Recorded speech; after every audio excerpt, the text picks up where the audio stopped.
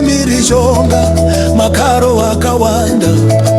Penyera nzira yedu, penya nechiedza, tigadzire moyo tinyatsoziva chokwadi.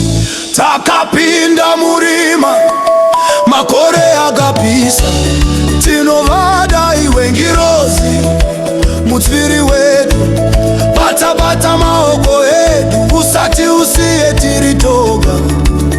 Hati kukangawe mweya wesimba, kushanda kwemweya ngirozi yehondo. Muri mutaridzi wemaodzanyemba ngirozi yehondo. Simba rinoputsa masvingo eri marovarova hosho ngirozi yehondo. Kuti kutya kuite dota, mbira ngairove ngirozi yehondo. Tidzosere rugare rwenyika yedu. Mune utare hwekare, mune mweya wekomo, munofamba pachena pasina munyengeri.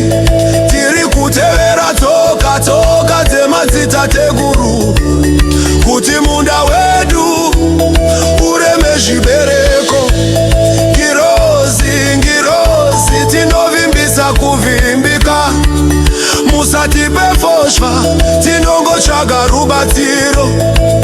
Dutu richapera, zuva richabuda, kana iwe uri nesu ngirozi yehondo. Kurumidza kwemweya ngirozi yehondo, mweya wakatitsikira hondo hondo. Hatinyarare hatinyarare, muri chikomborero ngirozi, tirwise zvisingadiwe. Ndiani achatipa simba ngirozi? Osho inorova kaviri kuita kumurera wedosero chimweya. Now respond. Mbira inozi iye mudzviri hondo, vatambira iwe kwete kurara. Mururu yekutenga kwemoyo, kupembera rusvaruko. Ngirozi yehondo, mweya wakatitsikira hondo hondo. Hatinyarare hatinyarare, muri chikomborero ngirozi, tirwisa zingadiwe. Ndiani achatipa simba ngirozi? Osho inorova kaviri mekwega. Ngirozi osho inorova kaviri. Ndiani achachengeta nyika? Ngirozi, tiri ngirozi mweya yadzokororwa nesimba guru, ichiratidza kuvimba. Ngirozi yehondo, muri mutaridzi wemaodzanyemba. Ngirozi yehondo, simba rinoputsa masvingo eri marovarova hosho ngirozi yehondo.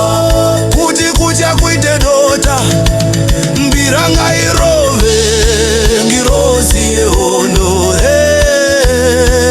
Tidzosere rugare rwenyika yedu, rugare runodzokera ngirozi yehondo. Tichakutenda ngirozi simba, ngirozi yehondo. Inotsika kurova yava kurova, zinonzisa runyararo rwapinda hosho. Zviri kubuda zvinyoronyoro, kubuda kwemweya chete. Mbira inorova imwe chete inotapira.